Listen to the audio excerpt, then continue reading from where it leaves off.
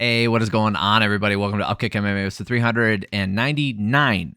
I am Brendan. UFC 302, Makhachev versus Poirier prelims. It's going to be Roman Kopylov versus Cesar Almeida, and the rest of the prelims. We're going to break them all down round by round, go through the scorecards, talk about some whack-ass decisions.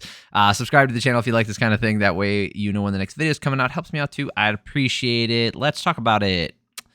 Normally I wait till the end to do this, but just like on the main card, not the most exciting night of fights, to be honest with you. There was a lot of decisions, a lot of boring stuff, and honestly, just not a lot worth your time. I mean, there's a little bit in here, but mostly just a lot of nothing. So let's talk about stuff.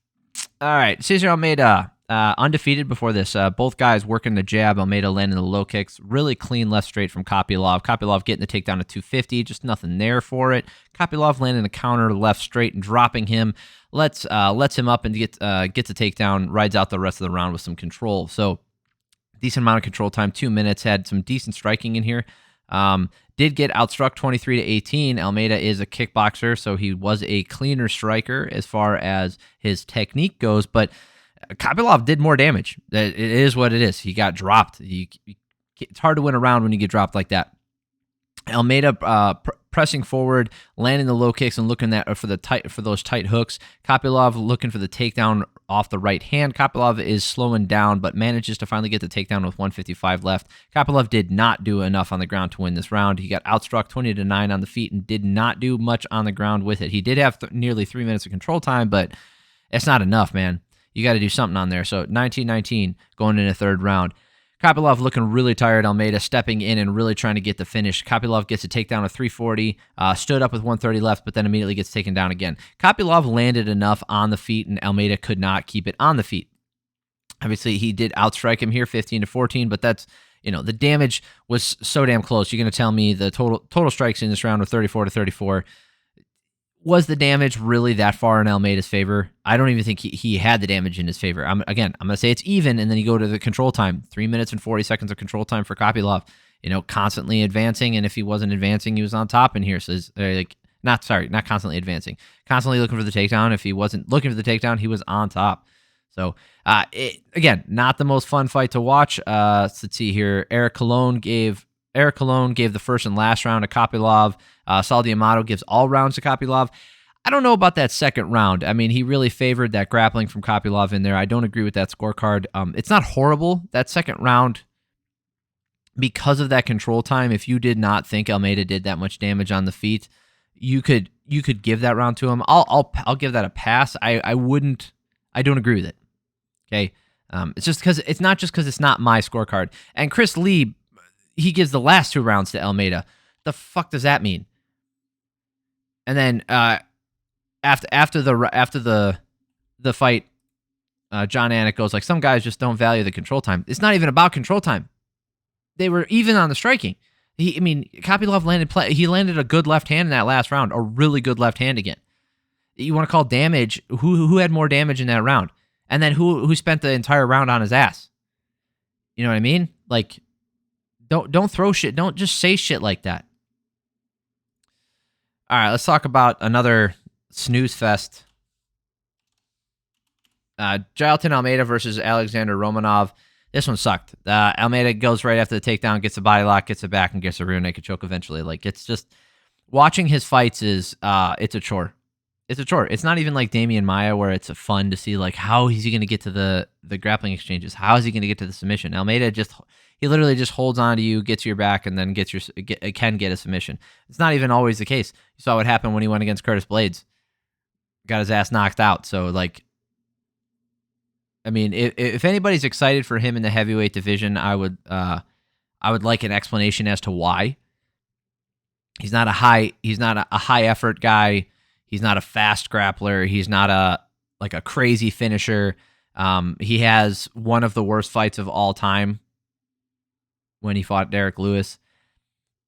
I mean, you can say and then the other thing is, like, I've heard people, like, the commentary is like, oh, well, he's a smaller guy.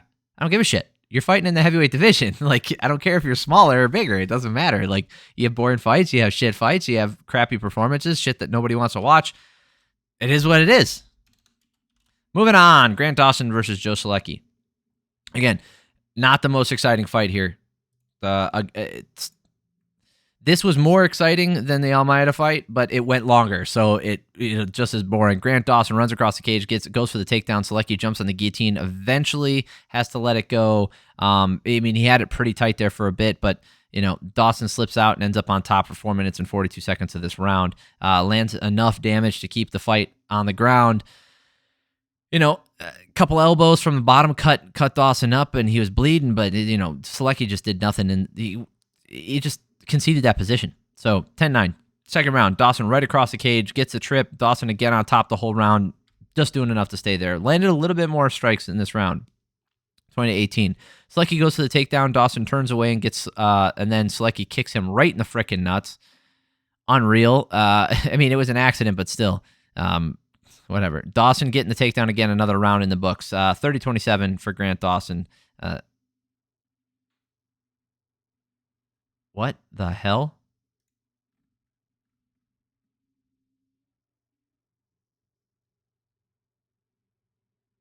Oh my God. John Billick, where the fuck this is, gave the first round to Joe Solecki. Now, in what world do you consider Joe Solecki winning that first round? Because he landed an elbow that caused a cut? That's bullshit. Now I see and then the submission attempt? Yeah, it was a good attempt, but I've talked about this before. It's just control time at the end of the day. Yes, you're closer to finishing the fight with the sub, but it's high risk, high reward. You go for a sub, you're not doing damage while you're doing it. Right? I thought about this the other day. So first of all, that scorecard is fucking asinine. It's horrendous. That's stupid. That's ridiculous. I will not hear it. I get that Dawson, shouldn't be congratulated for sitting on top the entire time, basically doing nothing. But you can't just give the round to the other guy just cause. So here's what I was thinking. I was thinking about this the other day when I was trying to contextualize how I feel about submission attempts and how to score them. In my opinion, and how I interpret the rules, right? Because it's effective grappling, it's effective striking, and it comes down to who is closer to finishing the fight at any given moment, right? So that's what damage is. Damage is, I did more damage, I'm closer to finishing the fight, right? That's why a knockdown is such a big deal, because you are potentially seconds away from finishing the fight. Ground and pound, in the finishing sequence, why that means so much as far as damage goes, because you are closer to finishing the fight. Therefore, a submission is not pointless. It's absolutely valuable, but it is similar to swinging for the fences with a big overhand. High risk, high reward. I can throw a big overhand right, huge overhand right, as hard as I can. If that lands on you, it has a possibility of ending the night. But because of the windup and all the other stuff, it's less likely to hit you. If it does land, it does a lot of damage, right? But it's less likely to land because of the big windup. So you're able to get away from it. If I'm just spamming big right hands and you are dodging them the entire time and popping out the jab, you're going to win. It's the jab. The jab's doing damage. I'm not doing damage. Even though I'm swinging big, it doesn't matter. I'm swinging for the fences. Doesn't matter. High risk, high reward. If you go for a submission attempt, a rear naked choke, an arm bar, rear naked choke less so because you usually keep position, so that's usually pretty safe. Less risk. It's one of the least risky submission attempts that I can think of. I mean, an Ezekiel or a punch choke from the mount is also pretty low risk as far as losing your position. But let's go with an arm bar from mount, or you fall to the side, an arm bar from bottom, triangle from bottom. Although from bottom you're not really losing position necessarily, but you're keeping yourself in a bad position. Let's put it that way. Kimuras are usually a safe attempt from top. But from bottom, yeah, a Kimura attempt to try and get the sweep or whatever. But those are pretty usually less risky. These higher risk one, the armbar for sure. We saw it work. The armbar works. You fucking break somebody's arm. They're there all day. People leave their arms out all day. But if you go for it, get it real close, squeeze it real tight, and don't get it, you've done essentially no damage. Maybe you did do damage to their arms, so we can count that. And you were close to finishing the fight, so we'll count that. But it's just like swinging that big overhand right. Yeah, it was a big swing, and you really went for it, but it didn't work out, and you didn't get it. High risk, high reward. The reward would have been you win the fight. Break his arm, get him to tap, you win the fight. But if you don't get it, if you slip, if you end up on bottom, still being controlled. When you have a guy like Joe Solecki here, going for that guillotine, jump into it, high risk, high reward. He goes to that guillotine, squeezes super tight. It's tight. It's good. He's got a good bite on it. It's not a bad attempt. And yeah, technically he was close for a little bit there to get the finish possibly. There's no way of knowing 100%, but I mean, pretty good submission attempt. Didn't work out for him. Ended up on bottom. No damage. Didn't finish the fight. On bottom. You can count it maybe as control time for him, but nope. High risk, high reward. I'm not saying that submission shouldn't count. I just explained why I think they do count. But you have to understand contextually, if I go for a lot of submissions and I'm constantly putting you in danger, but you're punching me in all of those positions and we're constantly moving around and you're always in control, you're going to win. It's the nature of the game. If you want to make this a grappling match where catches count towards more than a jab, then that's something we could talk about. But as the rules stand now, as the judging criteria stands now, a submission attempt counts for control time and the possibility of getting a finish. All right, Jake Matthews versus Phil Rowe. I mean, Phil Rowe had moments in this where it looked like he could do it, but it's just... Man, he's got all these skills, and then I don't know if he loses or he starts overthinking stuff or if he catches a kick, or I don't know what it is. There's something about him. He not shuts down, but it like his excitement, his what's the word I'm looking for? Enthusiasm seems to go away. Low kicks are working for both guys. Matthews seems to be digging in harder, and he's going to the body with that right hand. Rowe staying in his face, finding the chin with that right straight a couple times. Matthews looking slick with that double lead hook. Rowe was landing that long right hand. Matthews countered hard, rolling, slipping some of them. Rowe goes for a flying knee, and Matthews reaches out and touches the cup. It's not really a low blow, but technically it was. Matthews counters the flying knee with a huge right hand. The volume and overall damage should go to Matthews. The way that the commentary team was talking about this, I feel like they were watching a different fight. Look at the volume here, 30-18 in favor of Matthews. I know Phil Rowe landed a couple really nice right hands here, but he just did not have enough offense out there. There were moments of excellence, but Matthews landed enough big punches as well. Neither guy really got rocked. What are you going to do? You going to say that Rowe hit harder because of I said so? I don't think so. I gave this round to Matthews.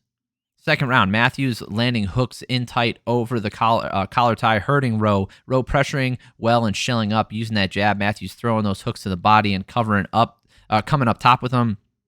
Matthews staying more active with his output, and Rowe only landing one or two jabs in that right hand, but it's just not enough to win this round. 20-18. Rowe looks almost dejected. That's what I was saying. Like, he just looked dejected in there.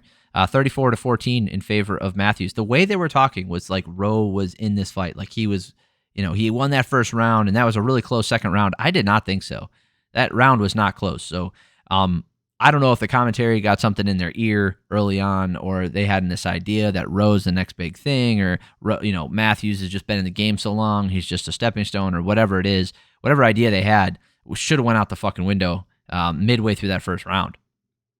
Last round, Rowe goes for a takedown, but Matthews digs the underhook, gets on top. It gets reversed, but then when Rowe works to the back, he falls off. It seemed like the commentary was disappointed. That's one of the when I knew. Matthews spent more time on top, and that's his round. You could suck it, commentary. It's one of the things, man.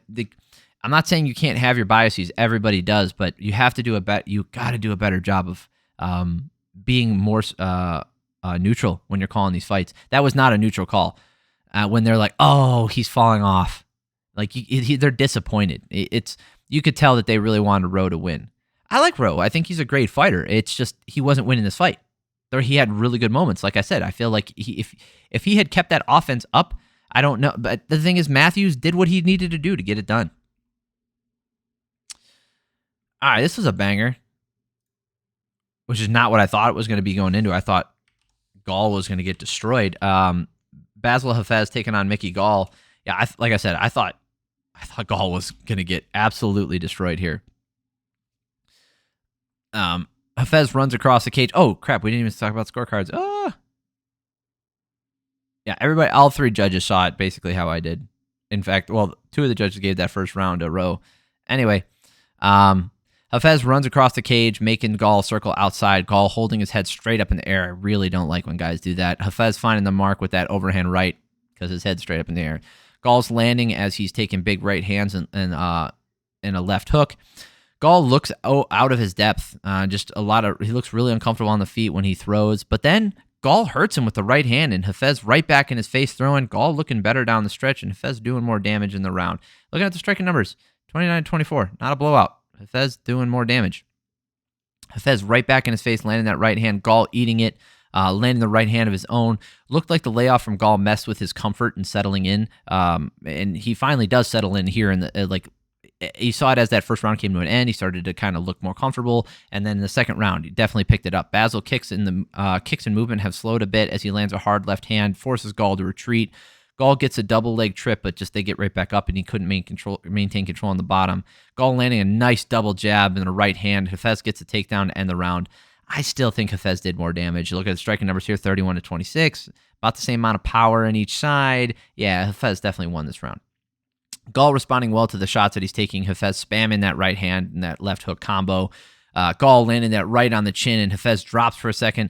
Hafez has enough of the damage that he's taking. He goes for the takedown. Oh, sorry. He's had enough of taking damage. Goes to the takedown. Fails on the guillotine. Gets back up. Gall did anyway. Gall's landing in tight with short right hands when they're crashed together. Gall looking tired now, just swinging away, but man, he's still landing. Hafez eating and throwing back. Hafez goes for the takedown again to end the round, but Gall rocked him and did more damage in this round. Sloppy, fun fight. Looking at striking numbers here, 35-33 in favor of Hafez, but who did more damage in here? It was Gall. Gall rocked him in this round. Absolutely his round. Just not enough to get it done. One judge, Maimuna Querido, gave the last round to Gall. The other guys gave all three to Hafez. I understand that, but come on.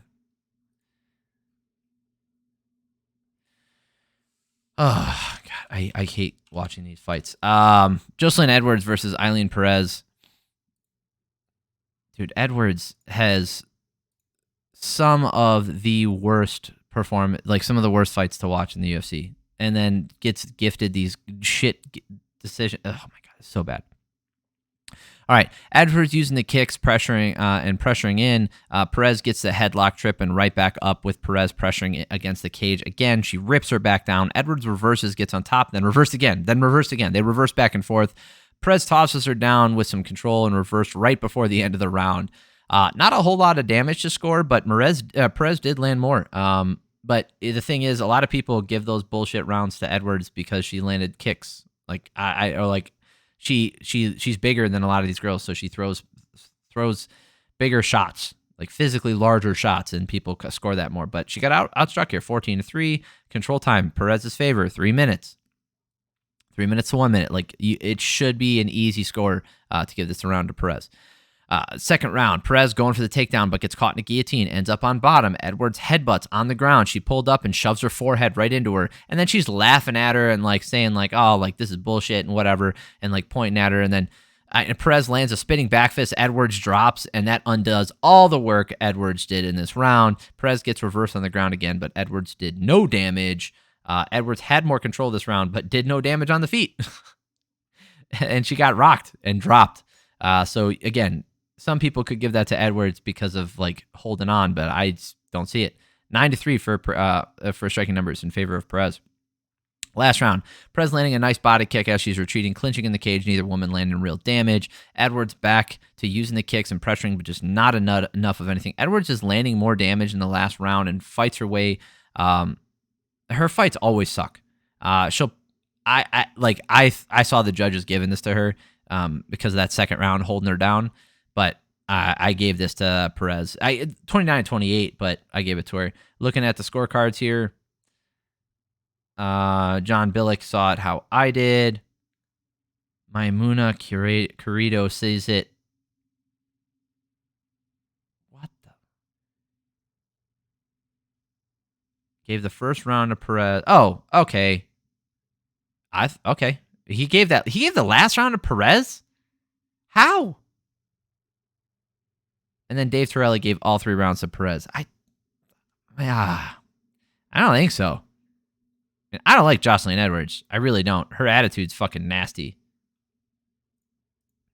Like, she bitches about stuff. She tells people to go fuck off. Like you got a nasty attitude when you're getting gifted these decisions and shit. Like, I don't think she should be in the UFC.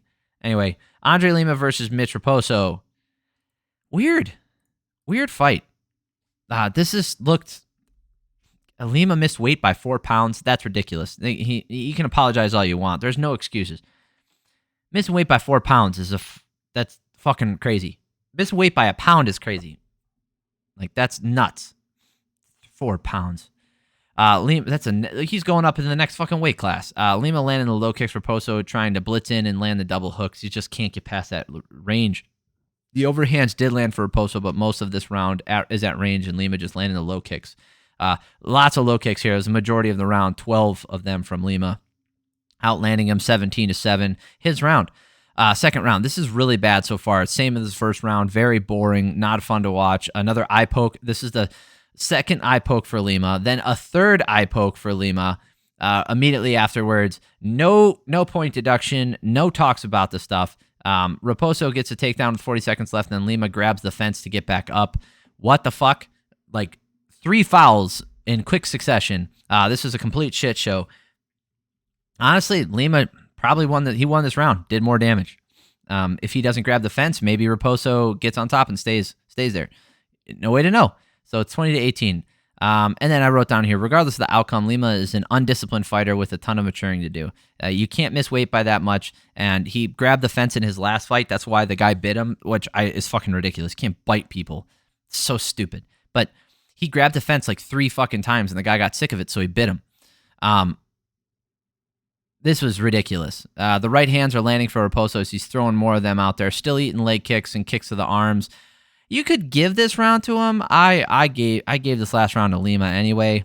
Raposo did find the mark here. If you gave this last round to Raposo, I understand. But I had 30-27 for this garbage-ass fight from this undisciplined fighter. So Adrian Castro and Eric Colon both saw all 3 rounds for Lima. That makes sense. Dave Torelli, the same guy who gave 4 rounds to Costa in the co-main event.